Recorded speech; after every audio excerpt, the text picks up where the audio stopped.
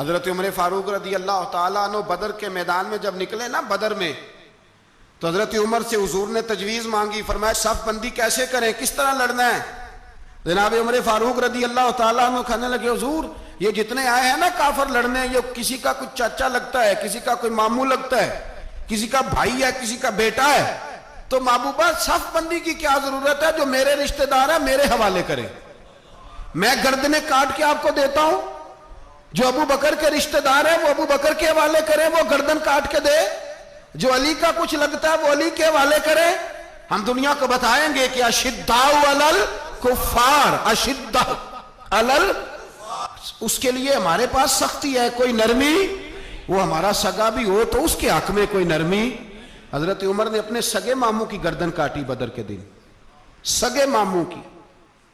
حضرت ابو عبیدہ بن جراح، سنو، اسلام امن کا درس دیتا ہے، محبت کا درس دیتا ہے، بھائی اسلام ہی تو امن کا درس دیتا ہے، پر جڑی بوٹی کاٹنا بد امنی نہیں ہوتا، ظالم کا ہاتھ پکڑنا بد امنی، اور امن والے اور ہوتے ہیں بزدل، ان دونوں میں فرق ہوتا ہے۔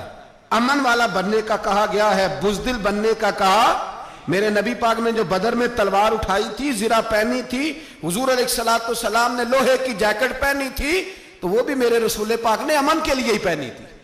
میرے نبی پاک صلی اللہ علیہ وسلم نے احد کے دن جو ہتھیار اٹھائے تھے تو وہ بھی امن کے لیے اٹھائے تھے، وہ بھی امن کے لیے حضور نے ہتھیار اٹھایا تھا۔ ہتھیار اٹھانا بد امنی کی علامت نہیں ہوتا میرے بھائی، یاد رکھیں۔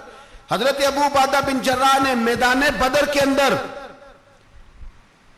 جب جنگ کا طبل بجا، حالات بگڑے، جناب ابو عبیدہ بن جراح کہتے ہیں تاریخ نے ایک عجیب موڑ پہ مجھے لا کے کھڑا کیا۔ آپ فرماتے ہیں میرے لیے اللہ نے جو آزمائش رکھی وہ سب سے بڑی رکھی۔ فرمانے لگے جب میں میدان میں نکلا تو کافروں نے میرے سامنے جس کو لا کے کھڑا کیا وہ میرا سگا باپ تھا۔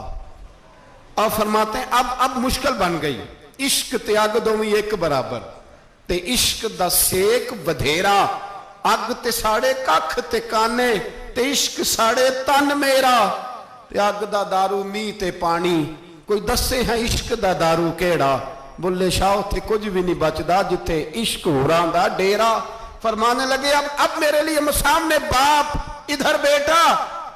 آپ فرماتے ہیں دو رستے تھے، باپ بچاؤں یا رسول اللہ کا دین بچاؤں۔ ایک منٹ تھا فیصلہ کرنے کے لیے کہ ابا بچے گا یا دین بچے گا، کفر بچے گا یا اسلام بچے گا۔ فرماتے ہیں میں نے منٹ پورا نہیں سوچا، میں نے تلوار اٹھائی، باپ کی گردن کاٹ کے گرائی اور رسول اللہ کا دین بچا لیا۔ باپ کی گردن کٹ کے گری اور نبی پاک کا دین بچ گیا، بچا لیا رسول اللہ کا دین۔ حضرت عمر نے ماموں کو مارا۔ حضرت مصعب ابن عمیر کہتے ہیں تاریخ مجھے بھی لا کے کھڑا کرتی ہے بدر کے میدان میں، تو کفر کا لبادہ اوڑھ کے جب سامنے آیا تو وہ میرا سگا بھائی تھا، سگا بھائی۔